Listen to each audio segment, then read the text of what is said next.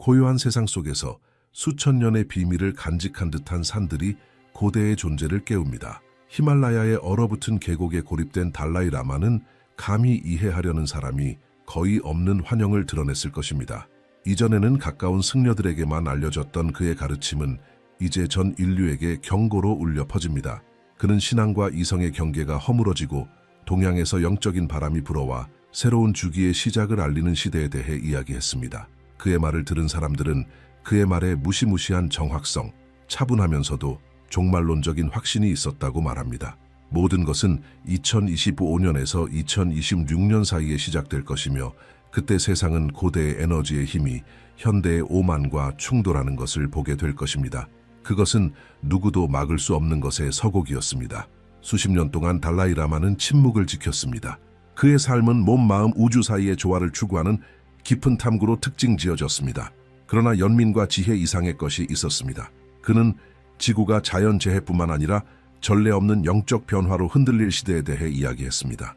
이러한 메시지의 핵심에서 그는 인류가 우주적 갈림길에 다가가고 있으며 그 징후의 진정한 의미를 이해하는 사람은 거의 없을 것이라고 말했습니다. 비밀수도원에 보존된 고대 티베트의 에너지 읽기 관행은 달라이 라마가 잊혀진 영적 기록에 접근할 수 있게 했을 것입니다. 그는 그것들을 시대의 메아리라고 불렀는데 일종의 보편적인 기억이 시간에 기록된 것입니다. 명상과 만트라의 진동을 통해 그는 보이는 것 너머를 볼 수 있었고 운명의 책을 넘기듯이 과거와 미래를 가로질렀습니다. 그곳에서 그는 세상의 파괴와 정화 사이의 희미한 선을 묵상했을 것입니다. 이러한 환영에서 그는 불과 빛의 해라고 부르는 것을 밝혔습니다. 그에 따르면 2025년은 불의 시작, 즉 인간 구조의 붕괴가 될 것입니다. 그리고 2026년은 폐허 속에서 태어날 새로운 의식의 각성인 빛의 시대가 될 것입니다. 이러한 예언은 제한된 글로 기록되어 산 정상의 영적 수련회에서만 암송되었습니다. 소수의 제자들은 징후가 나타나기 시작하는 것을 깨닫고 구절을 공개할 수 있는 권한을 받았을 것입니다. 달라이 라마는 극심한 기후 변화, 경제 제국의 몰락, 수세기 동안 세계를 지배해온 강대국의 약화를 묘사했을 것입니다. 그는 강자들이 침묵하고 국가들이 내부로 향할 때 동양이 인류의 새로운 목소리로 다시 떠오를 것이라고 말했습니다. 승려들 사이에는 달라이 라마가 사건을 예견했을 뿐만 아니라 그 배후에 있는 것, 즉 인류를 결정의 지점으로 이끄는 보이지 않는 힘을 보았다는 믿음이 널리 퍼져 있습니다. 그의 마지막 명상에서 그는 내면의 반향이라는 수행법을 개발했을 것입니다. 여기서 자신의 심장 소리는 지구의 에너지 흐름을 해독하는 데 사용될 것입니다. 그는 지구가 정화 주기에 접근함에 따라 주파수가 변하는 진동을 묘사했습니다. 마치 지구가 수세기 동안 축적된 부정적인 에너지를 배출하기 위해 다르게 숨쉬는 것과 같았습니다. 그의 가장 강렬한 순간 중 하나에서 달라이 라마는 지구가 죽어가는 것이 아니라 인간이 자신의 죄의 도구로 질식시키고 있다고 단언했다고 합니다. 이 문구는 다가오는 시대에 대한 경고로 그것을 들은 소수의 사람들의 마음에 새겨졌습니다. 그는 인간의 고통을 전 세계적인 영적 불균형의 반영으로 보았습니다. 이러한 불균형이 최고조에 달하면 자연의 힘은 가차없이 움직일 것입니다. 지진, 분출, 바다의 갑작스러운 변화가 있을 것입니다. 그러나 달라이 라마는 이러한 사건이 신의 형벌이 아닐 것이라고 강조했습니다. 그것들은 지구와 인간 의식 사이의 재정렬의 자연스러운 반영일 뿐입니다. 그의 말을 연구한 사람들은 그가 항상 동양의 부활을 이 과정의 불가피한 결과로 언급했다고 주장합니다. 아시아는 세계의 영적 중심지로 돌아갈 것이라고 그는 말했습니다. 티베트, 인도, 한국, 일본은 고대의 지혜의 서약으로 연결된 빛의 선을 형성할 것입니다. 그들은 서구 강대국의 붕괴 후 인류의 도덕적, 영적 부활을 이끌도록 부름받은 국가가 될 것입니다. 달라이 라마는 세계의 균형이 영이 물질보다 우선하고 신앙이 다시 문명의 동력이 되는 지점으로 돌아갈 것이라고 믿었습니다. 달라이 라마의 첫 번째 예측은 은퇴 후 몇 년 후에 확인되기 시작했습니다. 그는 전환의 첫 번째 징후는 북쪽의 강력한 지도자의 갑작스러운 몰락과 아시아 대륙을 뒤흔들 애도의 물결이 될 것이라고 발표했습니다. 믿는 사람은 거의 없었습니다. 그러나 사실이 무시무시한 정확성으로 실현되었을 때 제자들은 더 큰 일이 진행 중임을 깨달았습니다. 그는 또한 인간이 작은 화면 안에서 금을 발견하고 자신이 만든 빛의 노예가 되는 빛나는 거울의 시대를 예견했습니다. 그 당시 그의 말은 상징적으로 보였습니다. 오늘날 모든 사람들은 그가 무엇을 의미했는지 이해합니다. 기술에 대한 의존, 이미지에 대한 집착, 정보의 지배는 인류의 새로운 재단이 되었습니다. 가장 가까운 승려들에 따르면 달라이라마는 세상을 에너지 네트워크로 보았습니다. 그에게 각 문명은 주파수를 방출했고 과도한 탐욕은 지구의 진동장을 왜곡했습니다. 이러한 에너지가 지속 불가능해지면 세상은 반응할 것입니다. 자연은 집단적 마음의 거울이 될 것입니다. 그는 바다가 솟아오르고 대륙이 움직이는 것을 형벌이 아니라 인간의 불균형에 대한 불가피한 반응으로 이야기했습니다. 이러한 환영에서 동양은 재조정의 진원지, 즉 정화가 시작될 장소였습니다. 그의 글에서 그는 2025년과 2026년을 반대되는 힘이 충돌하여 지구의 운명을 재정의하는 수렴기간의 시작으로 묘사했습니다. 그는 아시아가 새로운 세계의 영적 심장이 될 것이며 티베트가 집단적 각성의 비밀을 간직하고 있다고 말했습니다. 그 시대에 그는 지구상의 두 강대국이 빛을 잃을 것이라고 단언했습니다. 지배와 권력의 상징인 용과 독수리가 동시에 쓰러져 새로운 목소리를 위한 길을 열 것입니다. 인류는 호기심이 아닌 필요에 의해 동양으로 눈을 돌릴 것입니다. 달라이 라마는 이러한 붕괴의 첫 번째 징후는 경제적일 것이라고 말했습니다. 금은 빛을 잃고 통화는 전 세계적인 신앙 상실에 직면하여 가치를 잃을 것입니다. 두 번째 징후는 기후적일 것입니다. 바다에서 열이 올라오고 하늘에서 얼음이 떨어져 계절을 혼란스럽게 할 것입니다. 세 번째는 영적일 것입니다. 수백만 명이 더 이상 듣지 않는 신에게서 답을 찾을 것입니다. 왜냐하면 인간은 내면의 침묵에서 너무 멀어졌기 때문입니다. 이 세 가지 현상은 순차적으로 발생하여 돌이킬 수 없는 지점을 표시할 것입니다. 그에게 세상은 파괴되지 않고 강제로 개혁될 것입니다. 다람살라의 비밀 수도원에 보존된 메모에서 그는 위대한 정화운동이 동쪽에서 시작될 것이라고 경고했습니다. 고대의 에너지가 지구 깊숙한 곳에서 풀려나 바다를 통해 나아갈 것입니다. 불과 물이 만나고 바다는 인간이 더럽힌 것을 되돌려 줄 것입니다. 그는 충격을 가장 먼저 느낄 동양의 군도를 언급했는데 그곳은 수세기 동안 불의 힘으로 살아왔고 불에 의해 소모될 것입니다. 그의 말은 명확하고 정확했기 때문에 많은 사람들이 그것을 일본에 대한 직접적인 언급으로 해석했습니다. 그의 마지막 명상 중 하나에서 달라이 라마는 지구가 수세기 동안 억제된 에너지를 축적하고 있다고 묘사했습니다. 그는 태평양 바다 아래에서 불타는 흐름이 해방을 추구하며 움직이고 있다고 말했습니다. 이 힘이 표면에 도달하면 세계 지도가 다시 그려질 것입니다. 그는 형벌이 아니라 재균형에 대해 이야기했습니다. 그는 지구가 살아있는 존재이며 인간이 그 원칙을 위반하면 자연 자체가 오류를 수정한다고 말했습니다. 그는 세상의 불은 외부에서 오는 것이 아니라 인간 자신의 내부에서 온다고 썼습니다. 추종자들에게 예언의 정확성은 가장 인상적인 것이었습니다. 1994년에 그는 이미 북쪽으로 떨어지는 별을 언급했고 분열된 국가들 사이에 울음을 일으킬 것이라고 말했습니다. 30년 후 많은 사람들은 그의 각 문구가 숨겨진 목적을 가지고 있음을 깨달았습니다. 분명히 달라이 라마는 미래를 선이 아니라 진동의 연속으로 보았습니다. 각 세계적 사건은 우주적 멜로디 안의 음표였고 인류가 조율을 벗어나면 소리는 소음이 되었습니다. 그는 2025년이 소음이 최고조에 달하는 해가 될 것이며 세상은 다시 침묵의 소리를 들을 것이라고 말했습니다. 그의 계시의 중심은 단순했습니다. 인류는 영적 축을 잃었습니다. 신성한 것을 부정함으로써 인간은 존재의 본질을 이해하지 못했습니다. 따라서 재균형은 극적으로 이루어질 것입니다. 그는 힘과 경제에 의해 유지되는 두 제국이 동시에 쇠퇴하여 전 세계적인 공백을 만들 것이라고 예견했습니다. 이러한 몰락은 정치적일 뿐만 아니라 도덕적, 영적일 것입니다. 진정한 리더십의 부재는 고대 전통의 부활을 위한 공간을 열 것입니다. 동양은 등대로 다시 태어날 것이고 세상이 가장 기대하지 않는 곳에서 새로운 지혜가 나타날 것입니다.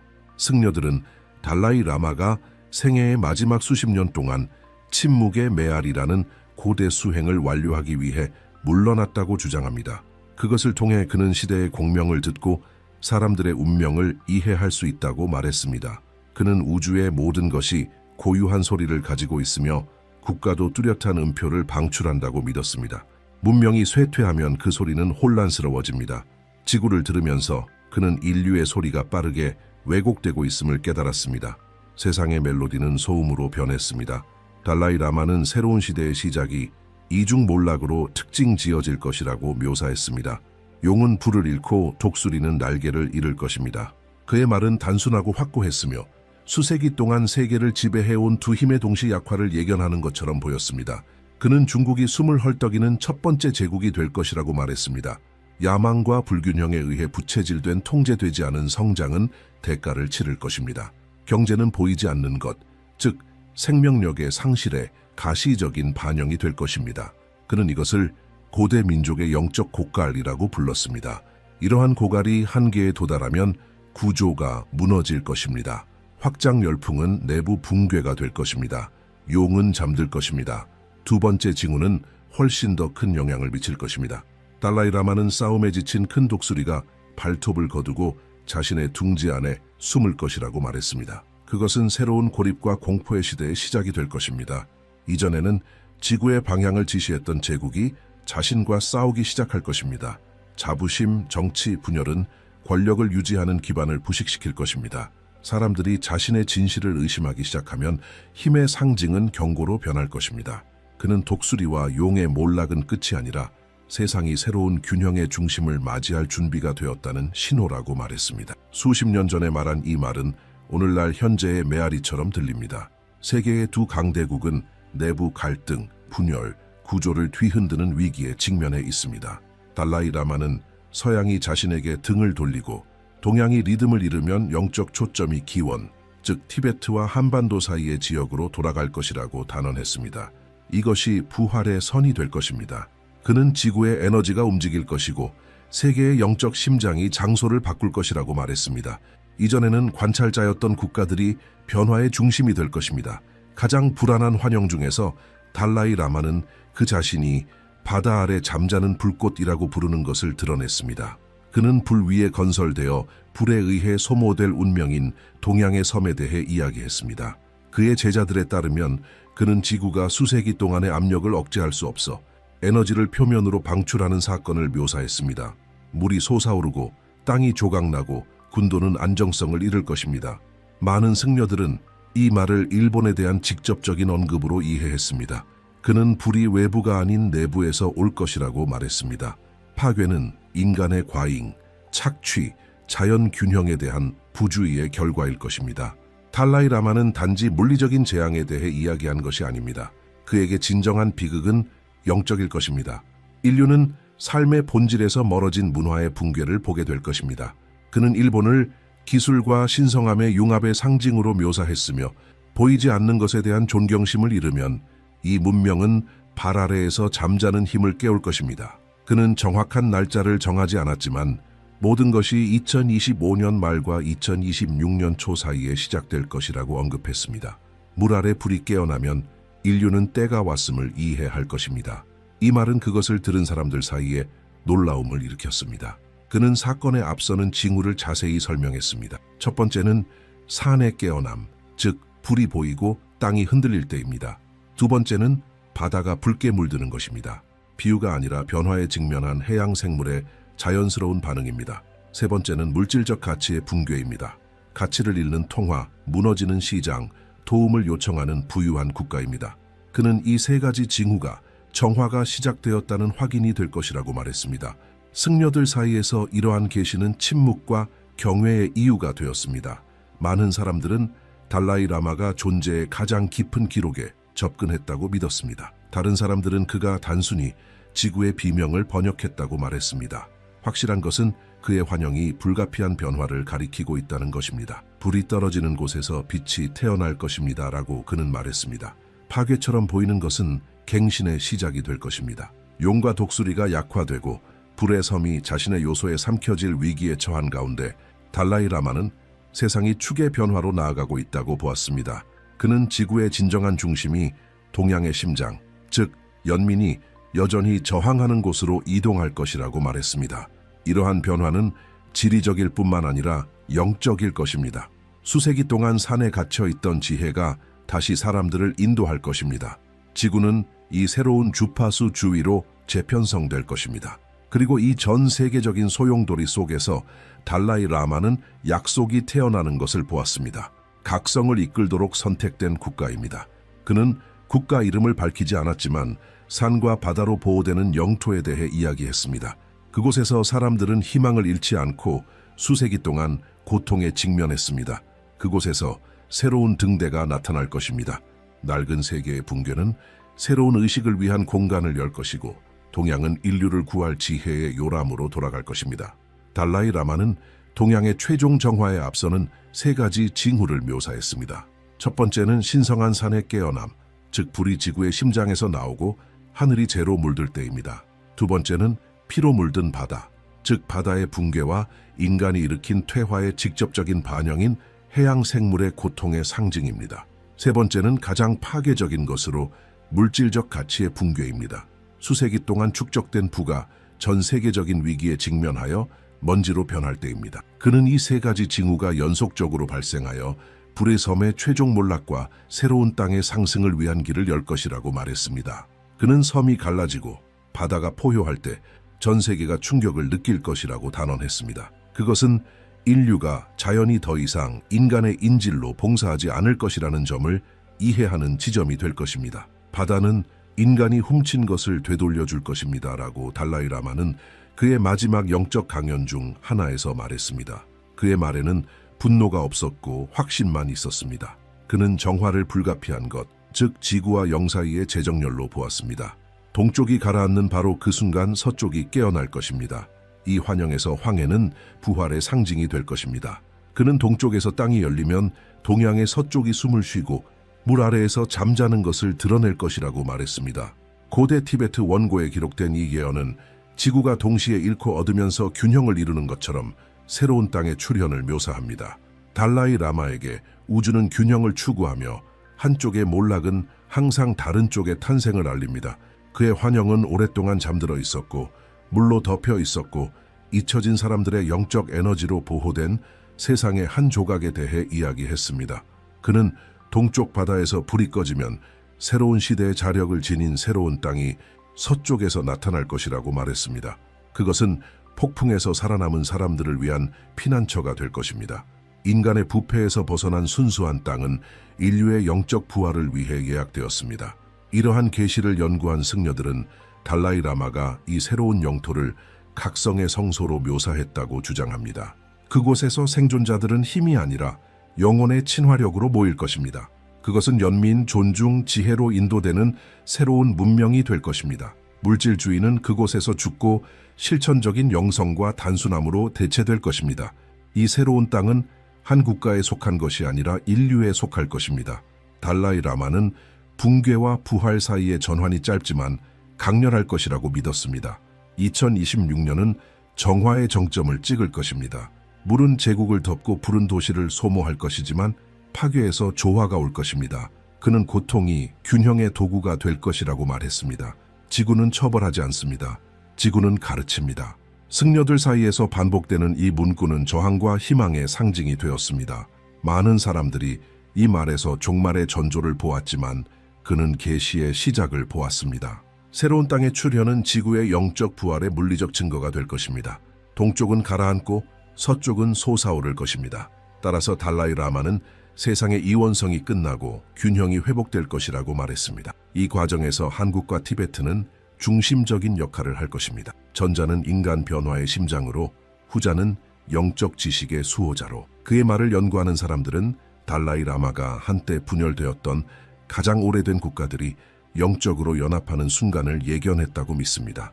그는 아시아를 수세기 동안의 전쟁과 지배로 분열되었지만 새로운 의식으로 연합하여 다시 태어날 몸으로 보았습니다. 대륙은 우주 에너지와 인간 에너지의 수렴 지점이 될 것입니다. 그곳에서 세상이 다시 태어날 것입니다. 그러나 달라이 라마는 경고했습니다. 새로운 땅은 모든 사람에게 나타나지 않을 것입니다. 깨어있는 마음을 유지하는 사람들만이 부름을 인식할 것입니다. 새로운 땅은 눈으로 보이는 것이 아니라 영혼으로 보이는 것입니다. 그는 공포와 의심을 초월하고 변화를 진화의 일부로 인식하는 능력을 언급했습니다. 각성에 저항하는 사람들은 자신의 혼란에 휩싸일 것입니다. 이러한 예언은 매력과 불편함을 불러일으켰습니다. 많은 사람들은 달라이 라마의 환영이 문자 그대로인지 영적인지 궁금해했습니다. 그는 결코 대답하지 않았습니다. 단지 보이는 것과 보이지 않는 것이 하나가 되고 인간은 마침내 모든 것이 연결되어 있음을 이해할 것이라고 말했습니다. 산의 몰락과 꽃의 탄생은 같은 움직임의 일부입니다. 우주는 재편성되고 인간은 배우거나 사라집니다.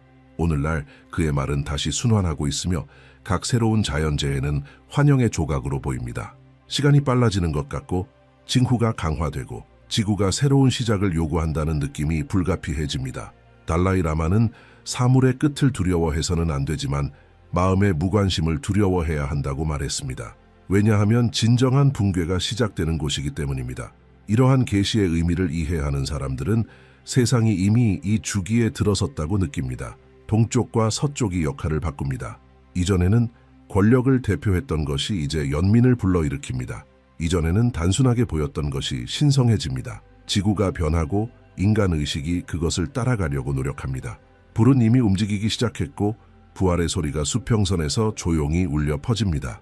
달라이 라마는 동쪽의 붕괴와 새로운 영적 영토의 출현 이후 훨씬 더 큰 변화가 일어날 것이라고 밝혔습니다. 인류는 잊혀진 국가의 부활, 즉 수세기 동안 분열과 고통을 겪었지만 결코 신앙을 잃지 않은 사람들을 목격할 것입니다. 그는 어둠이 지구를 덮을 때 이 국가가 새로운 문명의 등대가 될 것이라고 말했습니다. 그는 힘에 의해 강요된 것이 아니라 연민에 의해 인도되는 불가피한 연합에 대해 이야기했습니다. 국경이 사라지고 사람들은 자신을 같은 몸의 일부로 인식할 것입니다. 달라이 라마는 통일을 군사적 정복이 아니라 공유된 고통의 자연스러운 결과로 보았습니다. 그는 권위주의 정권의 붕괴와 정치 시스템의 고갈이 이러한 변화의 기폭제가 될 것이라고 단언했습니다. 고대의 분열이 사라지고 순수함과 신앙으로 인도되는 새로운 리더십이 사람들로부터 나타날 것입니다. 이전에는 공포에 갇혀 있던 북쪽이 문을 열고 빛을 향해 나아갈 것입니다. 군중은 정복하기 위해서가 아니라 생존하기 위해 국경을 넘을 것입니다. 이 운동에서 그는 연민의 정신이 새로운 법이 될 것이라고 말했습니다. 달라이 라마에 따르면 이러한 연합은 지리적일 뿐만 아니라 영적일 것입니다. 침묵과 얼음으로 덮인 북쪽의 고대 땅은 과거와 미래의 화해의 상징이 될 것입니다. 이 지역의 부활은 잃어버린 균형을 되찾을 것입니다. 그는 북쪽의 귀환을 권력이 아닌 지혜와 공감에 기반한 새로운 문명의 시작으로 보았습니다. 고통 속에서 저항한 남쪽 사람들은 추위에서 온 사람들을 환영하고 함께 갱신된 세계의 심장을 형성할 것입니다. 이러한 환영에서 달라이 라마는 산 사이에서 태어나 기원이 아닌 빛으로 인식되는 특별한 존재의 도착을 묘사했습니다. 그는 그를 깨어있는 마음의 운반자라고 불렀습니다. 그는 단순한 사람이지만 공포를 녹이는 존재감을 가질 것입니다. 그의 눈은 군중을 진정시키는 힘을 가질 것이라고 그는 말했습니다. 그는 왕좌나 사원을 찾지 않을 것입니다.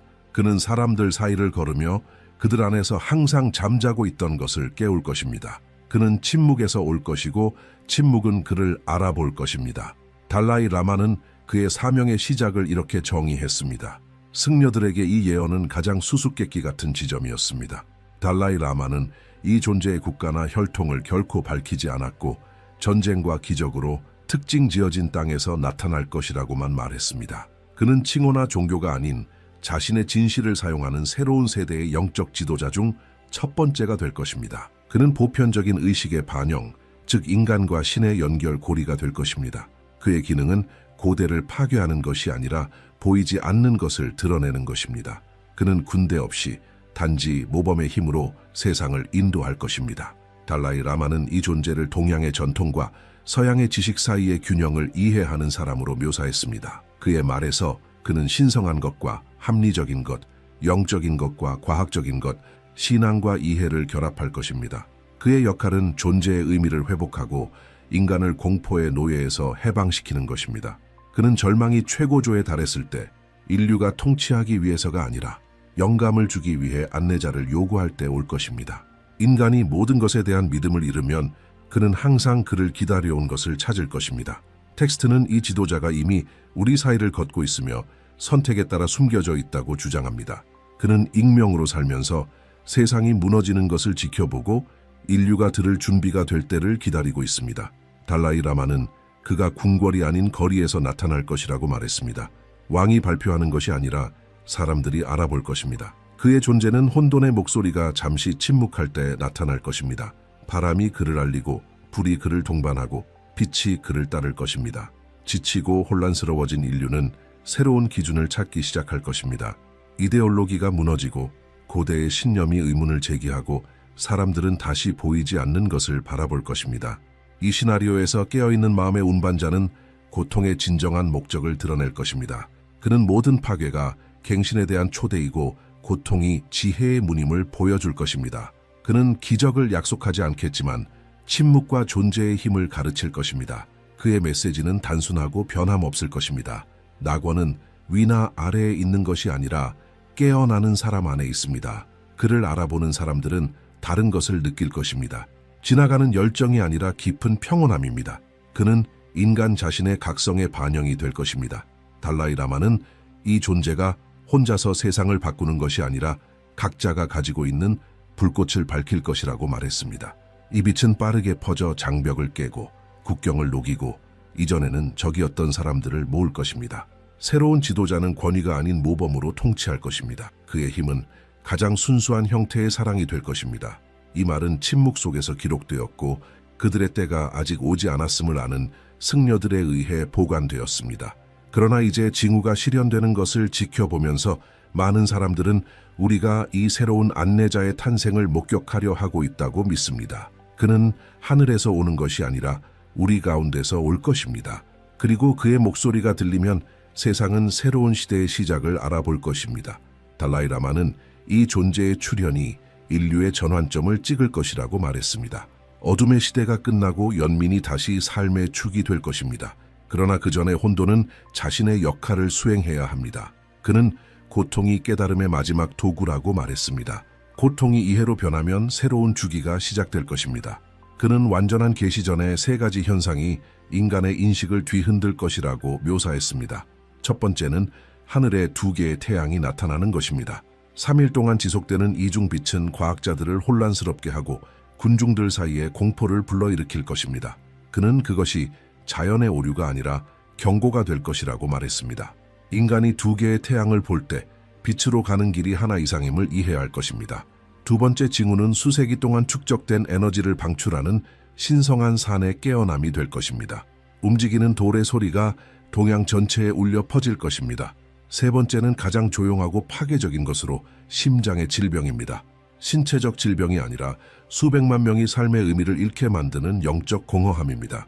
달라이 라마는 이것이 마지막 징후가 될 것이라고 말했습니다. 인간이 편안함과 기술에 둘러싸여 그 어느 때보다 더 공허함을 느낄 때 새로운 시대가 시작될 것입니다.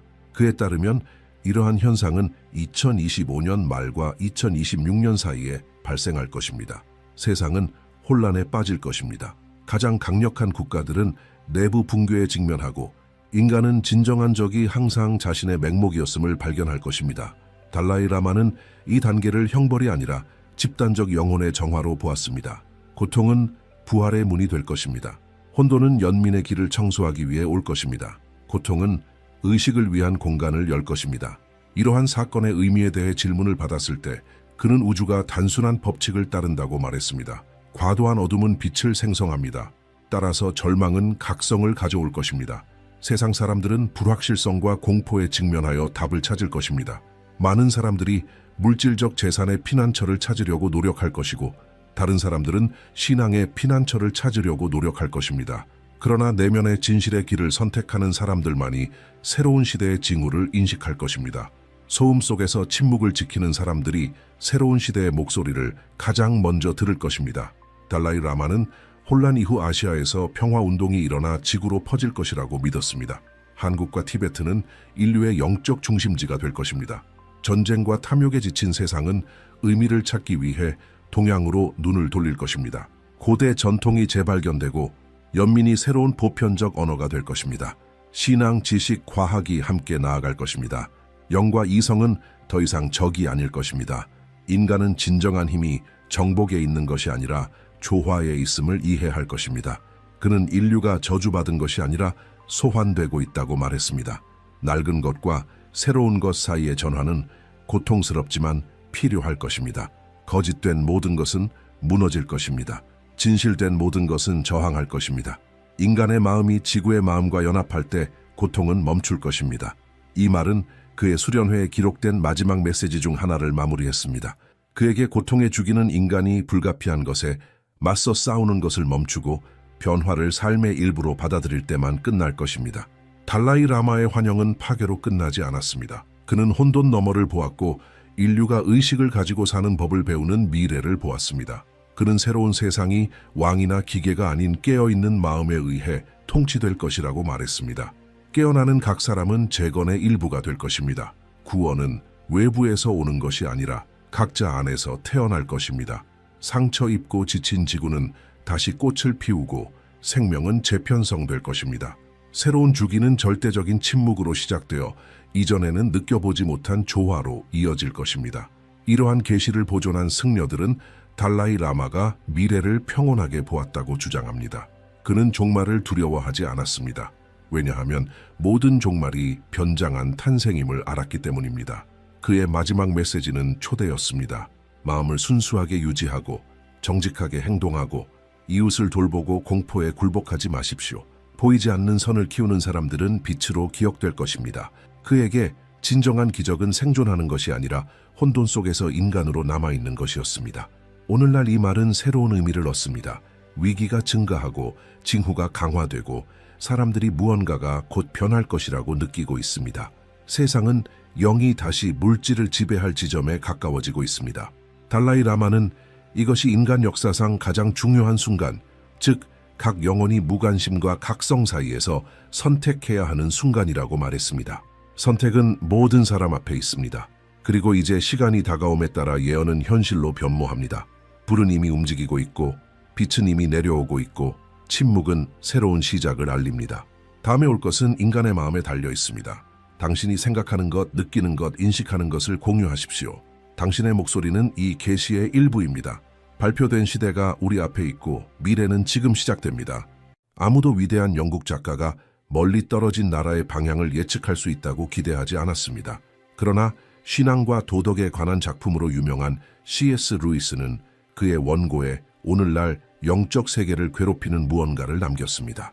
철학적 주석과 신학적 성찰 속에서 한 나라, 즉 한국에 대해 이야기하는 듯한 구절이 있었습니다. 그 글은 분열의 시대, 보이지 않는 전쟁, 그리고 동방에서 올 힘의 출현을 묘사했습니다.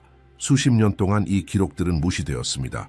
그러나 수수께끼 같은 구절에 불과했던 것이 오늘날 우리가 살고 있는 사건에 한 글자 한 글자 들어맞는 경고가 되었습니다. 루이스는 촛불을 켜고 거의 신성한 침묵 속에서 홀로 새벽에 글을 쓰곤 했습니다.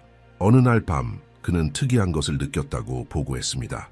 영적인 무게가 분위기를 짓눌렀고 그의 눈앞에는 두 개의 거대한 파도, 하나는 파란색, 다른 하나는 빨간색으로 덮인 반도의 이미지가 보였습니다. 그 색깔들은 마치 두 영적 강국이 단 하나의 땅을 놓고 싸우는 것처럼 격렬하게 충돌했습니다. 그는 이렇게 썼습니다. 하늘은 동방을 주시하고 있다. 한 민족이 시험받고 선택될 것이다. 그 문구는 학자들이 그의 노트를 재발견하고 각 세부 사항이 한국의 현재 상황을 묘사하는 것처럼 보인다는 것을 깨달을 때까지 수십 년 동안 잊혀졌습니다. 그 순간부터 C.S. 루이스의 이름은 신앙학자뿐만 아니라 징조를 찾는 사람들에게도 언급되기 시작했습니다. 많은 사람들은 1963년에 사망한 사상가가 어떻게 그가 결코 살아보지 못한 시대에 대해 그토록 정확한 말을 남길 수 있었는지 궁금해했습니다. 그러나 그 글은 분명했습니다. 루이스는 지도자들이 몰락하고 국가들이 혼란스러워하며 순수한 마음을 유지하는 사람들만이 사건의 진정한 목적을 이해할 시대에 대해 이야기했습니다. 그는 인간의 이성이 한계에 다다르면 하늘이 다시 개입할 것이라고 말했습니다. 그의 일기에 누렇게 변색된 페이지 사이에는 날짜가 없는 메모가 있었습니다. 그 메모에서 그는 이렇게 썼습니다. 세상이 무너지는 동안에도 굳건히 서 있을 사람들이 있을 것이다. 그들은 두려움이나 권력에 굴복하지 않을 것이다. 그 나라는 미래의 거울이 될 것이다. 많은 사람들은 그가 한국을 언급했다고 믿습니다. 그 글의 어조는 경고가 아니라 계시였습니다. 그는 역사를 넘어선 무언가, 아직 일어나지 않은 무언가를 보는 것 같았습니다. 루이스는 동방에서 영적 싸움이 무기가 아닌 양심으로 벌어질 것이라고 주장했습니다. 그는 거짓의 영이 세상을 지배할 때 하늘은 진실을 다시 밝힐 곳을 선택할 것이다 라고 썼습니다. 학자들은 루이스가 그의 마지막 글에서 두 바다가 만나는 곳과 새벽의 관문과 같은 특이한 표현을 사용했다는 것을 알고 당황했습니다. 어떤 사람들에게는 그것은 단지 시일 뿐이었습니다. 다른 사람들에게는 그것은 해가 뜨는 지점에서 정확히 시작될 세계적인 변화의 발표였습니다. 그는 큰 변화가 서양이 아닌 극동에서 올 것이라고 주장했습니다. 그리고 친구에게 보낸 편지에서 그는 오늘날 설명할 수 없는 힘으로 울려 퍼지는 무언가를 썼습니다. 다른 모든 땅이 그늘에 가려질 때 빛날 땅이 있을 것이다. 빛은 아무도 예상하지 못한 곳에서 시작될 것이다. 이 이야기를 더욱 신비롭게 만드는 것은 합리적이고 꼼꼼한 사람이었던 루이스가 자신을 예언가로 여긴 적이 없다는 것입니다. 그러나 그의 글에 묘사된 비전은 단순한 은유라고 하기에는 너무 자세합니다. 그는 양심에 지진 시대를 앞서 몰락하는 지도자, 그리고 부패와 속임수를 거부할 세대의 출현을 묘사합니다. 신앙의 존엄성을 회복하기 위해 부름받은 세대, 그리고 거의 상징적으로 이 모든 것이 그의 원고에 반복적으로 나타나는 숫자 2026과 연결되어 있습니다. 마치 침묵과 영적 불로 표시된 날짜처럼 말입니다. 루이스는 그 글 중 하나에서 이렇게 썼습니다. 하늘이 말로 말하지 않고 사건으로 말할 때가 올 것이다. 인류는 자신의 양심에 의해 시험받을 것이다. 이 문구는 다양한 해석의 출발점이 되었습니다. 많은 사람들은 그가 한 시대의 도덕적, 정치적 붕괴를 예측했다고 주장합니다. 다른 사람들은 그가 한국에서 시작될 영적 각성을 분명히 보았다고 말합니다. 그러나 한 가지 확실한 것은 그의 말이 우연히 쓰여진 것이 아니라는 것입니다. 그들은 불가능해 보였지만 지금은 우리 눈앞에 있는 미래를 위한 메아리로 남겨졌습니다. 수년 동안 학자들과 종교인들은 C.S. 루이스의 비전의 진정한 의미를 해독하려고 노력했습니다. 그의 메모 중 하나에서 그는 다가오는 전쟁은 눈으로 보이는 것이 아니라 영으로 느껴지는 것이다 라고 썼습니다. 그에게 세상은 군대의 싸움이 아니라 진실과 환상 사이의 대결로 나아가고 있었습니다. 그의 말에 따르면 한국은 이 분쟁이 가장 강렬한 지점에 도달할 무대가 될 것입니다. 영적 철학처럼 보였던 것이 예언처럼 들리기 시작했습니다. 루이스는 속임수의 목소리가 너무 많아 진실이 조롱받을 때 하늘이 다시 개입할 것이라고 말했습니다. 보이는 기적이 아니라 더 큰 목적을 위해 깨어나는 평범한 사람들을 통해 말입니다. 그는 이 개입을 진실과 거짓을 분리하는 숨결이라고 묘사했습니다. 그의 메모에는 흥미로운 구절이 있습니다. 통치하는 자들이 진실에서 멀어질 때 하늘의 시간이 다가올 것이다. 정치적 위기가 나라 전체를 뒤흔들기 시작할 때까지 아무도 그것이 무엇을 의미하는지 이해하지 못했습니다. 그때 학자들은 그의 글을 구체적인 사건과 연관시키기 시작했습니다. 루이스의 말은 형태를 갖추는 것처럼 보였습니다.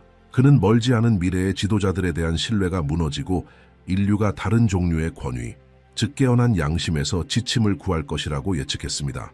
그는 침묵 속에서 말하는 목소리가 모든 연설보다 더 강력할 것이다 라고 썼습니다. 다른 구절에서 루이스는 인상적인 비전을 묘사했습니다. 그는 세계 지도를 보았고 그 위에 극동에서 빛의 점이 켜지는 것을 보았습니다. 그 점이 확장됨에 따라 짙은 그림자가 후퇴했습니다. 그는 이렇게 썼습니다. 관찰하는 자는 세상의 구원이 해가 뜨는 곳에서 올 것이라는 것을 이해할 것이다. 많은 사람들은 그가 한국에 대해 이야기했다고 믿습니다. 루이스는 물리적 전쟁이 아니라 진정한 힘은 지배가 아니라 깨끗한 양심에 있다는 것을 사람들이 깨닫기 시작할 때 시작될 영적 혁명을 언급했습니다. 그의 원고는 또한 그가 영적 주기를 믿었다는 것을 보여줍니다. 그에 따르면 인류는 집단적 각성에 도달하기 전에 세계적인 혼란의 시기를 겪을 것입니다. 그는 도덕적 몰락에 저항하는 나라는 어둠 속에서 켜진 횃불과 같을 것이다 라고 말했습니다. 이 말은 아직 존재하지 않는 세대, 즉 우리 세대를 향한 것처럼 보였습니다. 그는 하늘이 위대한 제국이 아니라 두려움보다 신앙이 더 강한 작고 훈련된 민족을 선택할 것이라고 말했습니다. 많은 사람들에게 이 묘사는 전쟁, 분열, 고통에 직면했지만 결코 희망을 잃지 않은 나라, 한국의 역사에 완벽하게 들어맞습니다. 루이스는 또한 이 새로운 단계의 시작을 알리는 영적 신호를 묘사했습니다. 그는 초자연적 현상이 아니라 세계의 관심을 불러일으킬 상징적 사건으로 하늘의 징조가 나타날 것이라고 주장했습니다. 그는 하늘이 침묵할 때 그것은 사람들이 듣는 것을 잊었기 때문일 것이다 라고 썼습니다. 이 문구는 그의 메모에서 중심이 되었습니다. 마치 인류가 침묵을 신성한 부재와 혼동할 시대를 예측하는 것처럼 말입니다. 그에게 이 침묵은 더 큰 무언가의 전주곡에 불과할 것입니다. 그의 가장 친한 친구들에게 보낸 편지 중에서 특히 눈길을 끄는 편지가 있습니다. 루이스는 많은 사람들이 하늘을 바라보며 징조를 기다리는 꿈을 꾸었다고 주장했습니다. 태양은 움직이지 않는 것처럼 보였고 모든 사람들은 마치 시간이 멈춘 것처럼 무거운 침묵 속에 머물렀습니다. 그는 인류는 답을 요구하고 아무것도 듣지 못할 것이다. 그러나 그 아무것도 없음이 계시의 시작이 될 것이다 라고 썼습니다. 언뜻 보기에 철학적인 이 구절은 오늘날 경고처럼 들립니다. C.S. 루이스는 인간의 가장 큰 실수는 진실을 자신 밖에서만 찾는 것이라고 믿었습니다. 그는 세상이 하늘의 말을 듣는 것을 멈출 때 하늘 자체가 양심 속에서 말할 것이라고 말했습니다. 그에게 한국은 이 각성이 가장 먼저 나타날 곳이 될 것입니다. 특별한 영토이기 때문이 아니라 어둠의 시대의 신앙의 가치를 가장 잘 이해할 사람들이기 때문입니다. 그들은 침묵의 힘과 내면의 순종의 힘을 알게 될 것이다 라고 기록했습니다. 최근에 재발견된 이 메모는 전 세계 학자들이 그의 비전의 본질에 의문을 제기하게 만들었습니다. 루이스는 정말로 미래의 사건을 예측했을까요?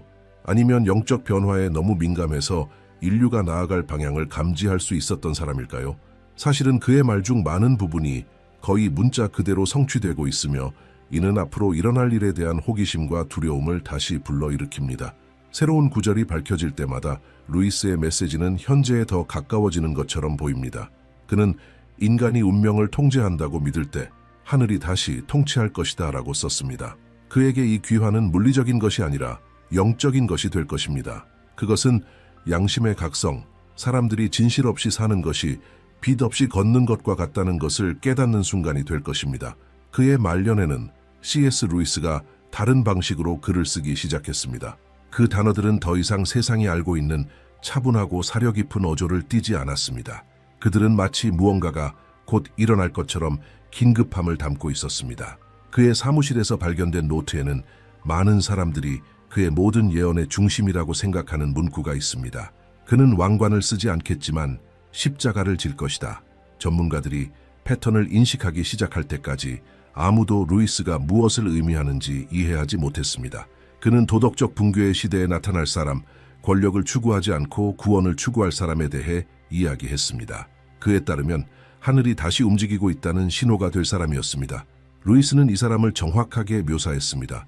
그는 평범할 것이고 그래서 아무도 그를 알아차리지 못할 것이다. 그러나 그의 마음은 폐허 속에서 빛날 것이다. 많은 사람들에게 그것은 단지 신앙에 대한 은유였습니다. 그러나 사건이 그가 묘사한 것과 일치하기 시작했을 때 그의 메모에 대한 관심이 폭발했습니다. 다큐멘터리가 제작되고 신학자들이 나뉘고 십자가를 질 사람은 누구인가? 라는 질문이 모든 곳에서 울려 퍼졌습니다. 다음 페이지에서 루이스는 단서를 남겼습니다. 그는 선택된 사람의 정체를 드러낼 7가지 징조, 7가지 특징에 대해 이야기했습니다. 첫 번째는 이 사람이 결코 명성을 추구하지 않을 것이라고 말했습니다. 그는 목소리를 높이지 않겠지만 그의 존재는 분위기를 바꿀 것이다. 두 번째 징조는 그가 인정받기 전에 조롱받을 것이라고 말했습니다. 의로운 자는 시간이 그들을 드러낼 때까지 항상 무시된다. 세 번째에서 루이스는 훨씬 더 수수께끼였습니다. 그는 두 나라 사이를 걸을 것이지만 어느 나라에도 속하지 않을 것이다. 많은 사람들은 이 문구를 한국, 즉 두 세계, 두 이념, 두 길로 나뉜 영토에 대한 언급으로 해석했습니다. 네 번째 징조는 가장 상징적이었습니다. 루이스는 그 사람에게 3명에 가까운 사람이 있을 것이라고 썼습니다. 한 명은 그를 의심하고, 한 명은 그를 조롱하고, 다른 한 명은 끝까지 그를 따를 것입니다. 5번째 특징은 훨씬 더 깊은 것을 드러냈습니다. 그는 영광보다 고통을 더 많이 알겠지만 고통은 그의 정화가 될 것이다. 6번째 징조는 그의 외모가 단순하고 눈에 띄지 않겠지만 그를 바라볼 때 사람들은 평화를 느낄 것이라고 말했습니다. 그리고 7번째는 가장 무서웠습니다. 그는 이미 살았지만 아무도 그의 이름을 기억하지 못한다. 이 7문구는 단어 하나하나 연구되었습니다. 어떤 이론도 그것들을 완전히 설명할 수 없었습니다. 어떤 사람들은 루이스가 새로운 영적 지도자에 대해 이야기했다고 주장했습니다. 다른 사람들은 집단적 상징, 즉 사람들의 각성에 대해 이야기했습니다. 그러나 아무도 무시할 수 없는 세부 사항이 있습니다. 그의 모든 묘사는 동방, 즉 그가 그의 비전에서 본 곳, 불과 빛의 파도에 휩싸인 반도를 가리키고 있습니다. 루이스는 세상이 거짓으로 가득 차고 지도자들이 신처럼 숭배받, 선과 악이 구별할 수 없게 될 때 그 사람이 나타날 것이라고 분명히 밝혔습니다. 그는 그 시대의 하늘이 침묵의 임무를 수행할 사람, 즉 죽은 곳에서 신앙을 다시 밝힐 사람을 보낼 것이라고 말했습니다. 모두가 위를 쳐다보고 답을 찾지 못할 때 하늘은 아래를 쳐다보고 선택된 사람을 보낼 것이다. 이 문구 후에 그의 글에는 멈춤이 있습니다. 다음 페이지는 마치 루이스가 황홀경에 빠져 있거나 비전 속에서 글을 쓰는 것처럼 떨리는 글자로 거의 읽을 수 없습니다. 그는 하늘에서 내려오는 빛으로 덮인 강 앞에 무릎을 꿇고 있는 사람을 묘사합니다. 그 장면은 너무 정확하게 묘사되어 현대학자들이 서울의 한강을 연상시키는 요소를 식별할 수 있었습니다. 그는 빛이 물에 닿아 십자가의 반사를 형성했다라고 썼습니다. 많은 사람들에게 이 구절은 비전이 예언이 되는 순간을 나타냅니다. 이 기록 후에 루이스는 더 이상 어떤 인물의 이름도 언급하지 않았습니다. 그는 단지 십자가를 지는 자는 그것이 길이기 때문에 두려워하지 않는다라고 말했습니다. 이 문구의 강렬함은 매력과 두려움을 불러일으켰습니다. 많은 사람들은 루이스가 한국에서 시작되어 전 세계로 퍼질 세계적인 변화를 예감했다고 믿습니다. 권력이 진실로 대체되고 신앙이 혼돈에 대한 유일한 피난처가 될 새로운 시대. 그의 일기의 마지막 줄은 경고처럼 보였습니다. 빛이 동방에 닿을 때 세상은 하늘이 여전히 자신의 뜻을 수행할 사람들을 선택한다는 것을 알게 될 것이다. 우연의 일치, 즉 운명을 무시하는 것은 불가능했습니다. 그가 쓴 모든 것은 현재를 가리키는 것처럼 보였습니다. 인류가 잘못된 정보, 불확실성, 두려움에 둘러싸여 전환점에 서 있는 시대. 루이스는 십자가를 질 사람은 큰 징조가 아니라 작은 몸짓, 즉 친절, 침묵의 저항, 경멸 속에서도 무조건적인 사랑으로 인식될 것이라고 믿었습니다. 그는 하늘이 여전히 관찰하고 여전히 행동하고 여전히 개입한다는 살아있는 증거가 될 것입니다. 그리고 그가 나타날 때 세상은 왕관을 쓴 왕을 찾는데 너무 바쁘고 신앙을 가진 사람을 찾는데 너무 바쁘기 때문에 그를 알아보는 사람은 거의 없을 것입니다. 이 말에 당신의 마음을 울리는 무언가가 있다고 느낀다면 무시하지 마십시오. 아마도 루이스가 본 것은 먼 예언이 아니라 우리 모두를 향한 부름일 것입니다. 댓글에 당신의 생각을 적어주세요. 당신의 비전을 공유하세요. 왜냐하면 모든 성찰은 답의 일부가 될 수 있기 때문입니다. 아마도 그가 묘사한 사람은 이미 우리 가운데 있을 것입니다. 그리고 아마도 하늘은 우리가 그를 알아보기를 기다리고 있을 뿐일 것입니다. C.S. 루이스는 한 나라의 진정한 시험은 전쟁 중일 때가 아니라 진실과 환상 중에서 선택해야 할 때 온다고 썼습니다.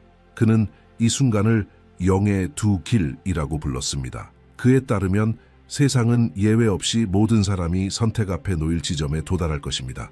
한 길은 넓고 약속, 박수, 겉보기에 안전으로 가득 차 있을 것입니다. 다른 길은 좁고 불확실하며 손실과 희생으로 표시될 것입니다.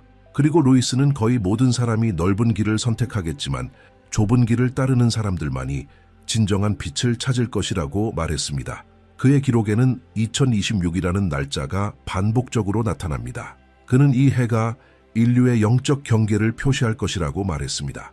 그는 하늘에는 침묵이 있을 것이다 라고 썼습니다. 사흘 동안 어떤 기도도 들리지 않고 어떤 징조도 주어지지 않을 것이다. 그 묘사는 직접적이고 거의 냉정하지만 그 의미는 파괴적입니다. 루이스는 인류가 신성한 것에서 얼마나 멀어졌는지 깨닫게 될 신성한 중단을 경험할 것이라고 믿었습니다. 그는 하늘은 우리를 거부했기 때문에 침묵하지 않을 것이다. 그러나 우리가 마침내 우리 자신의 양심의 소리를 들을 수 있도록 침묵할 것이다 라고 썼습니다. 그는 이 시기를 현대사에서 가장 중요한 시점으로 보았습니다. 사람들은 답을 요구하고 받지 못할 것입니다. 교회, 사원, 영적 지도자들은 침묵을 설명하려고 노력하겠지만 아무도 답을 갖지 못할 것입니다. 루이스는 이 공허함이 인류가 신과 재회할 마지막 기회가 될 것이라고 썼습니다. 하늘이 침묵하는 동안 인간은 자신을 들을 것이다. 그리고 그것이 증거가 될 것이다. 루이스의 말은 모든 것이 정상적으로 보일 시대를 묘사합니다. 사람들은 최악의 상황이 지나갔다고 믿고 일상으로 돌아갈 것입니다. 그러나 겉보기에 평온으로 돌아가는 이 시기에 침묵이 시작될 것입니다. 그는 그 징조가 세상이 이제 괜찮다라고 말할 때 올 것이라고 주장했습니다.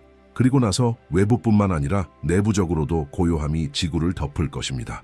천둥도 역병도 전쟁도 없을 것이다. 창조주와의 접촉을 잃은 세상의 소리만 있을 것이다. 침묵하는 동안 루이스는 인류가 두 종류의 사람들로 나뉠 것이라고 말했습니다. 절망하는 사람들과 이해하는 사람들. 어떤 사람들은 하늘에 대고 소리치며 답을 요구할 것입니다. 다른 사람들은 무릎을 꿇고 침묵하며 오만의 시대가 끝났다는 것을 인정할 것입니다. 그는 그들 사이의 차이는 신앙이 아니라 겸손일 것이다 라고 썼습니다. 루이스에 따르면 이 사흘 후에 현실은 결코 같지 않을 것입니다. 그는 그의 원고에서 하늘이 불의 선, 즉 영의 눈에만 보이는 영적 경계로 침묵을 깨뜨릴 것이라고 묘사합니다. 그는 그것은 시대의 분할자가 될 것이다 라고 주장했습니다. 왕국 사이가 아니라 마음 사이에서. 이 선은 아무도 파괴하지 않겠지만 모든 것을 드러낼 것입니다. 그것은 누가 순수하게 남았고 누가 어둠에 굴복했는지 보여줄 것입니다. 루이스는 이것을 빛에 의한 계시라고 불렀습니다. 그는 침묵 후에 소리가 울려 퍼질 것이라고 썼습니다. 물리적인 소리가 아니라 각 영혼이 다르게 느낄 진동입니다. 어떤 사람들은 초대를 듣고 다른 사람들은 경고를 들을 것이다. 그러면 인류는 하늘이 결코 부재하지 않았고 인간의 마음이 그것을 듣기에 충분히 조용해지기를 기다렸을 뿐이라는 것을 이해할 것입니다. 반세기가 넘게 전에 쓰여진 이 말은 무서울 정도로 현실이 되었습니다. 위기가 있을 때마다, 민족 간의 분열이 있을 때마다, 진실로 변한 거짓이 있을 때마다 루이스의 문구는 더 강하게 다시 나타나는 것처럼 보입니다. 그는 정치적 또는 종교적 붕괴뿐만 아니라 집단적 정체성의 위기를 예측했습니다. 인간이 더 이상 무엇이 옳은지 모를 때 불의 시간이 시작될 것이다. 그리고 지금 우리가 주위를 둘러보고 지치고 불신하고 혼란스러워하는 인류를 볼 때 이 시간이 왔는지 궁금하지 않을 수 없습니다. 그가 묘사한 침묵이 시작되려고 하는지 궁금하지 않을 수 없습니다. 우연의 일치는 무시하기에는 너무 많습니다. 루이스는 세상이 파괴되지 않고 정화될 것이라고 믿었습니다. 올불은 육체를 태우지 않고 진실을 드러낼 것입니다. 하늘의 불은 벌하기 위해 내려오는 것이 아니라 인간이 숨기려고 했던 것을 드러내기 위해 내려온다. 그렇기 때문에 그는 2026년이 거울의 해가 될 것이라고 말했습니다.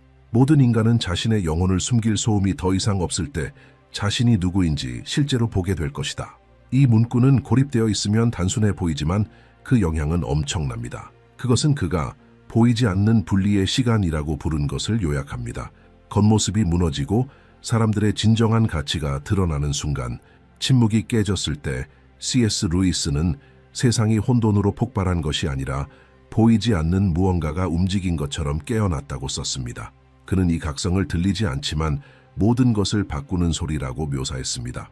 침묵의 사흘 후에 하늘은 파괴하기 위해서가 아니라 드러내기 위해 지구에 불의 선을 그을 것이라고 그는 말했습니다. 그는 이 불은 죽이지 않고 드러내는 심판이 될 것이다 라고 썼습니다. 그것은 보이는 것과 영적인 것 사이의 경계였습니다. 빛이 지평선을 가로지르고 인간의 마음은 말없이, 기적 없이 내면의 진실만으로 시험받을 것입니다. 루이스는 이 선을 인류의 전환점으로 보았습니다. 그는 하늘과 땅이 다시 눈을 맞추는 순간이 될 것이라고 말했습니다. 불은 구름에서 오는 것이 아니라 양심에서 올 것입니다. 겉모습으로 살았던 사람들은 모든 것이 무너지는 것을 볼 것이다. 진실로 살았던 사람들은 어둠이 물러가는 것을 볼 것이다. 이 순간부터 세상은 국가가 아니라 의도로 나뉠 것입니다. 그리고 그는 경고했습니다. 가장 깊은 심판은 보이는 것이 아니라 마음 자체가 드러내는 것이다. 그의 마지막 메모에서 루이스는 이 불을 도시, 가정, 생각을 가로지르는 보이지 않는 문턱으로 묘사했습니다. 가까운 사람들이 이유를 알지 못한 채 멀어질 것입니다. 우정이 오해 때문이 아니라 다른 진동 때문에 깨질 것입니다. 그는 거짓을 선택한 사람들은 진실을 선택한 사람들의 존재를 견딜 수 없을 것이다 라고 썼습니다. 불은 폭력 없이 그렇게 할 것이다. 더 이상 공존할 수 없는 것을 분리할 뿐이다. 그는 또한 첫 번째 소리, 즉 그가 귀환의 목소리라고 부른 것에 대해 이야기했습니다. 그것은 귀로 들리는 것이 아니라 영혼으로 느껴질 것입니다. 두려워하지 마십시오. 불은 의로운 자를 파괴하지 않는다 라고 그 목소리가 말했습니다. 그것은 시간이 숨기려고 했던 것을 보여줄 뿐이다. 많은 사람들은 이 구절을 새로운 영적 시대의 시작으로 해석했습니다. 하늘이 중개자를 통해 말하는 것을 멈추고 인간의 양심에 직접적으로 작용하기 시작하는 시대입니다. 루이스는 이 순간을 인류의 두 번째 기회로 보았습니다. 불을 견디는 사람들은 새로운 시대의 건설자가 될 것이다. 그에 따르면 진실을 피하지 않고 직면하는 사람들은 새로운 빛의 광채를 가장 먼저 볼 것입니다. 그리고 불안하게도 그는 이렇게 썼습니다. 한국은 이 각성의 거울이 될 것이다. 그곳에서 일어나는 일은 세상에 울려 퍼질 것이다. 그는 동방이 진실한 신앙의 마지막 피난처를 지키고 있으며 각성은 최악의 고통 속에서도 희망이 결코 꺼지지 않은 곳에서 시작될 것이라고 믿었습니다. 다음 줄에서 루이스는 읽는 사람을 오싹하게 만드는 무언가를 묘사합니다. 그는 금빛 빛으로 덮인 도시와 폐허 속을 걷고 있지만 눈은 하늘을 향하고 있는 사람들에 대해 이야기합니다. 그는 그들은 울지만 그들의 발걸음은 확고하다 라고 썼습니다. 하늘은 그들 안에 여전히 불이 있기 때문에 그들을 지켜보고 있다. 그리고 나서 그는 훨씬 더 큰 영향을 미치는 것을 드러냅니다. 이 도시의 중심에서 한 사람이 일어설 것이다. 그들은 그의 얼굴이 아니라 그의 눈으로 그를 알아볼 것이다. 그는 권력을 요구하지 않고 평화를 요구할 것이다. 그리고 그가 말할 때 불은 멈출 것이다. 루이스는 이 사람을 첫 번째 소리의 메신저라고 불렀습니다. 화해의 상징, 통치자가 아니고 고전적인 의미의 예언자가 아니라 그의 단순한 존재로 다른 사람들의 순수함을 깨울 사람입니다. 그는 군대를 일으키지 않고 양심을 일으킬 것이다. 그의 말은 짧지만 힘으로 가득 차 있을 것입니다. 그는 불은 끝이 아니라 시작이다 라고 말할 것입니다. 그리고 그 순간 인류는 불이 집단 영혼의 거울일 뿐이라는 것을 이해할 것입니다. 이 사건 후에 루이스는 영적 현상을 묘사했습니다. 불을 견딘 사람들은 결코 경험하지 못한 평화를 느낄 것입니다.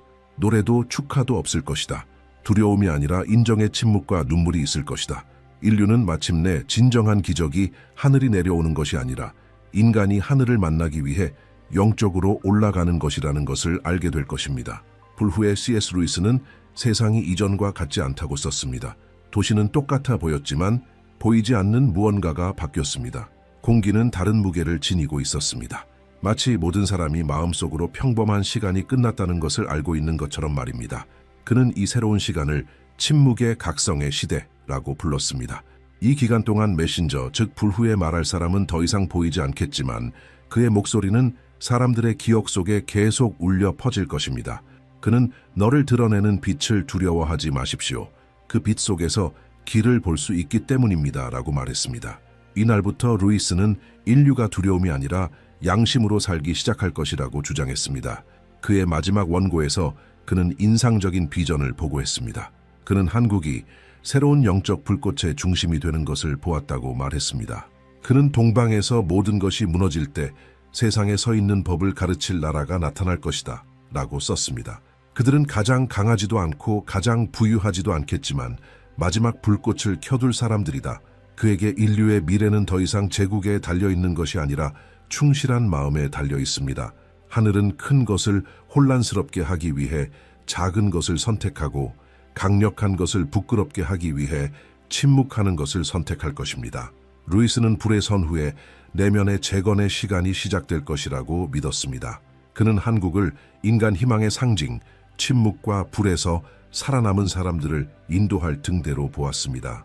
그는 동방은 세상의 거울이 될 것이다 라고 썼습니다. 그곳을 바라보는 사람은 여전히 남아있는 신앙의 반영을 볼 것이다. 그는 종교에 대해 이야기하는 것이 아니라 도덕적 순수성, 모든 사람이 쉬운 것을 선택할 때 옳은 일을 할 용기에 대해 이야기했습니다. 이 불꽃은 하늘이 인류에게 주는 마지막 선물이다. 그리고 그것이 살아있다면 어떤 어둠도 이기지 못할 것이다. 마지막 페이지에서 루이스는 이 세대를 위한 것처럼 보이는 문구를 남겼습니다. 하늘은 완벽한 사람을 찾는 것이 아니라 빛이 죽도록 내버려 두지 않으려는 사람을 찾는다. 그는 모든 인간을 불꽃의 운반자, 세상을 숨쉬게 하는 신성한 진실의 작은 부분으로 보았습니다. 이 불꽃이 꺼지면 주기가 끝날 것입니다. 그러나 그것이 보호되면 세상은 다시 태어날 것입니다. 그는 깨어난 하나의 마음이 1000개의 다른 마음을 다시 밝힐 수 있다라고 말했습니다. 그리고 이것이 하늘이 시대를 재건하는 방법이다. 그는 미래를 성도가 아닌 성실한 사람들을 위한 시험장으로 묘사했습니다. 민족 간의 경계는 성격의 경계보다 덜 중요해질 것입니다. 새로운 세계의 진정한 지도는 마음의 선택에 의해 그려질 것이다. 그리고 그는 이 변화가 안에서 밖으로, 한 민족에서 지구로, 하나의 불꽃에서 하늘 전체로 시작될 것이라고 여러 페이지에서 반복했습니다. C.S. 루이스는 인류가 심판을 두려워하라는 부름을 받은 것이 아니라 갱신에 참여하라는 부름을 받았다고 믿었습니다. 불은 파괴하기 위해 온 것이 아니라 준비하기 위해 온 것이다. 침묵은 처벌이 아니라 부름이었습니다. 빛은 특권이 아니라 결과가 될 것입니다. 그에게 하늘은 듣는 시간은 끝났다. 이제 행동할 시간이다. 라고 말하고 있었습니다. 그리고 그렇기 때문에 그의 마지막 송을시는 우리 모두에게 직접적인 부름처럼 들립니다. 불은 멈췄다. 빛은 움직이고 있다. 그리고 하늘은 여전히 믿는 사람들을 통해 행동하기 시작했다. 루이스는 미래를 성도가 아닌 성실한 사람들을 위한 시험장으로 보았습니다. 그는 여러 번 분열의 무대가 되었던 한국이 하늘이 인류에게서 보고 싶어하는 연합의 살아있는 예가 될 것이라고 믿었습니다. 그들은 조화의 횃불을 들고 다닐 것이다. 그들은 신앙을 강요하지 않고 희망을 밝힐 것이다. 그가 첫 번째 소리의 메신저라고 부른 것은 고립된 사람이 아니라 새로운 인간 정신의 상징, 즉 증오에 굴복하기를 거부하는 정신이 될 것입니다. 그의 마지막 줄에서 그는 그의 모든 비전을 요약하는 무언가를 썼습니다. 하늘은 그 어느 때보다 가깝다. 구름 속이 아니라 선택 속에 있다. 이 문구는 오늘날 세대를 관통하는 힘으로 울려 퍼집니다. 루이스는 재앙에 대해 이야기하는 것이 아니라 전환에 대해 이야기했습니다. 그는 세상의 종말에 대해 경고하는 것이 아니라 다른 세상의 시작에 대해 경고했습니다.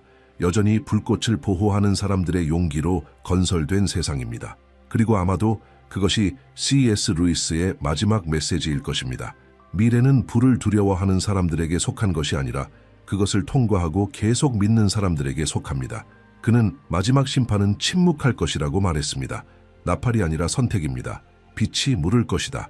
너는 여전히 켜져 있느냐? 이제 이 이야기를 들으면서 예언이 국가나 시대에 대해서만 이야기하는 것이 아니라 우리 각자에 대해 이야기한다는 것을 알게 될 것입니다. 불이 이미 당신 안에서 시작되었다면 끄지 마십시오. 신앙, 친절, 진실로 그것을 키우십시오. 이것이 하늘이 먼 징조를 통해서가 아니라 불꽃을 살아있게 유지하는 사람들을 통해 세상에서 계속 행동하는 방법입니다. 이 메시지가 당신의 마음에 직접적으로 와닿았다고 느낀다면 댓글에 나는 불꽃을 보호할 것이다 라고 쓰십시오. 당신의 비전을 공유하십시오. 진실이 말해질 때 하늘이 응답하기 때문입니다. 그리고 루이스가 죽기 전에 썼듯이 하늘은 이미 시작되었다. 빛은 움직이고 있다. 그리고 이제 그것은 그것과 함께 걸을 사람을 찾고 있다.